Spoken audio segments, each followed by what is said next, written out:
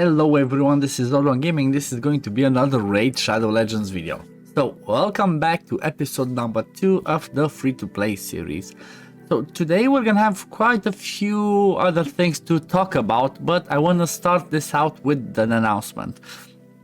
I mean, it's nothing so like anything too crazy, but I was talking about the free-to-play series on my stream yesterday and with a few people, and they said, okay, this sounds fun, let's join it together. So this is an invitation to anybody that wants to join this challenge, the free-to-play Road2 Nightmare challenge, I guess, to join us. We have quite a few people that said, okay, they're gonna start a new account as well, join this challenge, have fun with us. And we actually have I have like a second announcement to say, and that announcement is that Ivy League Gaming is joining us. She's joining us in what way? She has her own series that's called free to play 1 hour a day, so she's not grinding as much like or as hard as I am or like other people would do, but she did something really nice for us and she created a clan. Because it costs 200, it costs like 250 gems if I'm not mistaken, and in order for us for me and other people to save your gems, she said, okay, I have some saved up, so let me just create the clan. So this is the clan where we currently have, like, it's Ivy League Gaming, it's myself and one of our fellow people from Raid that said, okay, we want to join as well, and that's Ramathra. So there's a few more other people that said that they want to join. Obviously they're gonna join as soon as they want, or they wake up or whatever, but the name of the clan is Road2 Nightmare, the tag R2U. So if anybody wants to join the challenge alongside with us, just feel free to join the clan. It's free to join, but make sure if you join, also join our Discord. I have in my Discord channel a designated group of channels that's specifically for people that are going this channel. We can show the progression, show the good luck or the bad luck that you had, and let's have some fun together, because that's the whole idea about this game. Let's enjoy it together and let's have fun together. So this is the first part about the announcement. I'm gonna come back with some other things that I learned along the way, and we're gonna discuss more about that. So see you in a bit. Okay guys, so I have hit an important milestone, and that is 800 gems. You know what that means? That means that the starter champion, Elhain, will get masteries bought. The way that I always do it whenever I start an account like this, I buy the first at least 3 or 4 champions, I buy their masteries, so I have a core team that I can farm the Minotaur pretty fast with and use it overall of the content.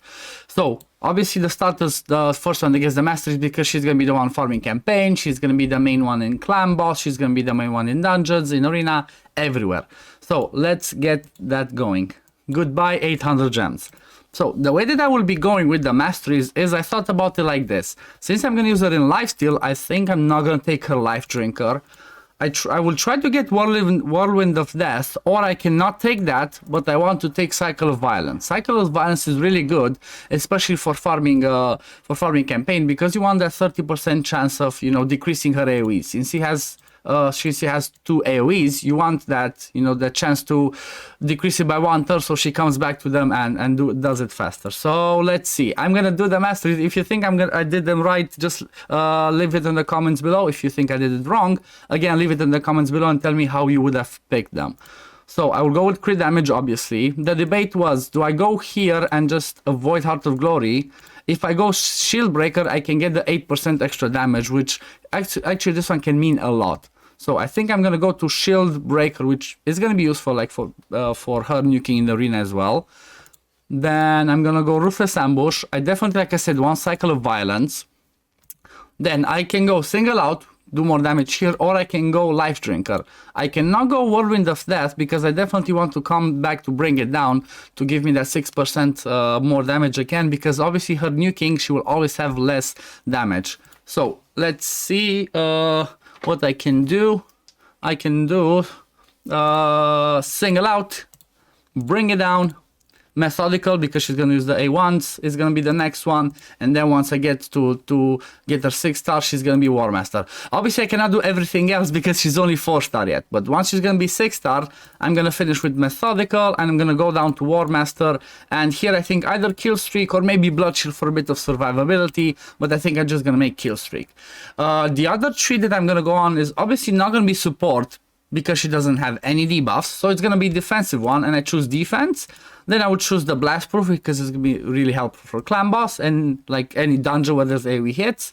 Resurgent, which is gonna be good for arena, and again even bosses. Every time she like loses more than 25% HP, she can get the removal debuff. Let me move myself on the side. Then the next one, delay death, again good for clan boss, and just one of these I'm just gonna get the retribution when I'm gonna get to that point. And that's about it. So this is my first set of masteries that is gonna help me farm campaign and everything else so much faster. And the next steps will obviously be to get her 5-star and 6 stars, because at the moment I'm exactly at that quest. Upgrade the champion to rank 5. So we're gonna continue doing that now, guys. So see you in a bit if we come with new stuff to do. The next thing that's extremely important in the first 48 hours, guys, so make sure you check this out, is to focus on your novice tournament. Because even if you're not, like, let's say you're not the biggest grinder and you cannot get the first place, like I'm pushing really hard to try and get the first place, or at least second place in this one. But even if you cannot get the top placement in here, getting the milestones from here can be really helpful. Free energy, free mystery shards, silver, bruise, a free champion that's not so good, so you can just use him as food, just like I'm going to do. But this is the one that's really important. 5 pieces of 5-star speed gear. Speed gear is the most important gear in this game, as it's like speed is king in this game. I'll give an example. If your champion has 210 speed and you're fighting in whatever, like in a dungeon area, where the people from the dungeons have like 95 speed, you get to go twice before before the enemy goes. So having speed gear is the most important, especially early on. Getting 5-star rare gear is huge, is extremely good. Like you can get you might even be lucky and get the speed substats on them. Let me show you what I got on mine. I wasn't as lucky, but I'm gonna show you what I got on mine. So let's go and have a look. Let's see, equipped, speed gear. So what I have on mine, I got this one. They gave me accuracy with flat HP. Not so good, but not so bad, because at least accuracy is good for like my poisoners.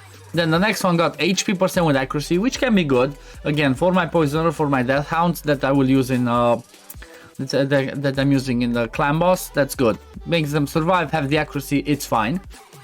Then I got a glove, defense %, again the substats are bad, but 5-star defense %, I'm gonna take it, you know. It's in a speed set, just by completing the speed set I get 12% more speed.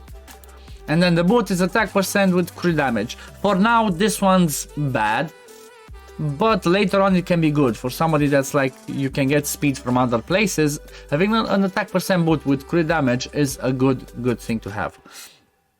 So that's one of the things that you definitely want to keep an eye out and finish the novice tournament, because it's insanely important. At the same time, one thing that you need to keep in mind is, up until you hit level 50 here, all the tournaments and the events that you will be doing, actually no, just the tournaments, because that's the only ones you care about. All the tournaments that you will be doing are only with other people that are close to hitting level 50 or under level 50. As soon as you hit level 50, you put in the pool with everybody else. So you can be in a tournament group with people that are level 100, for example. Why am I mentioning that? I'm mentioning that because after I finish the novice tournament, or like after you finish the novice tournament, you will be placed in, you will start seeing everything that happens for everybody else in like the normal tournaments. I'll show you in the meantime, like on my main account. At the moment we have going on, should be a Fire Night tournament and a Summon Rush, so things like that. See, Classic Arena, Fire Night, Champion Training. So I'll give an example. If you go to the Classic Arena Takedown one, you see that as the top rewards. Let's see, this one's a good one to show. You see the top reward is Relentless Gear. Relentless Gear can be extremely powerful if you get lucky with it as well, but it can be an extremely powerful set early on or even later on for most champions. Like getting free gear that can be like 5-star, 6-star, epic or legendary or even rare. Even getting free 5-star rare gear is huge, is extremely huge. So it might be a good idea to keep in mind about these tournaments and see some of them that you might be able to win or at least get in the top placements. Like for example this one, see there's like four placements that you can get that gear. So if you try and push early on and try and get these, that's like an idea. If you're not a spender, if you're a spender, you might be able to win different ones later on or just focus on them. But after you pass level 50, it's extremely hard. So I suggest if you can early on, try and win every single tournament group that's viable for you. Okay, what else? Oh yeah, and now for the main event and the reason for the thumbnail. Guess what happened, guys? On the first day, after we finished our streams, I had two ancient shards, or two ancient shards, I think. And I said, yeah, let's randomly pull them. And on the first ancient shard, Ivy pulled me a... Well, I'm on the wrong account. It's not gonna show on the main account because this is different. But on the first pull, Ivy pulled me a freaking Thylacia. This pull is huge for several reasons. First of all, it saves me farming for a War Maiden.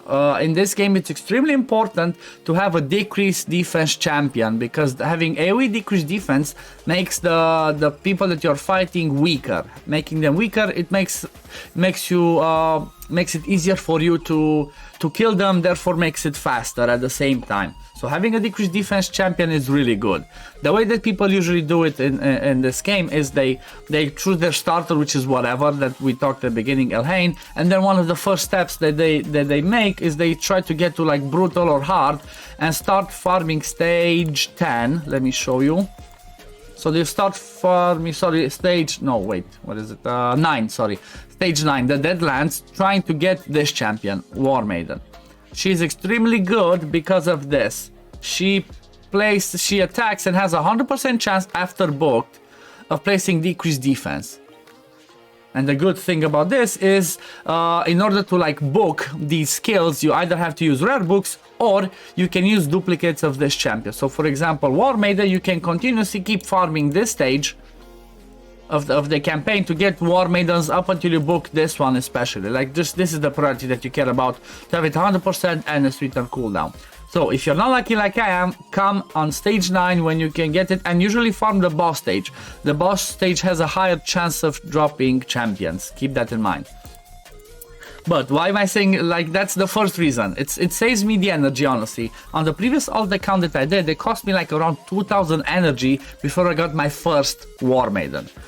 So, because of that, guess what? Now I have her that already does decreased defense. Look at this. I don't even need to book her because, like, she already has 100%. I can book her to make it on a 3-turn cooldown, yes, but it's not a priority.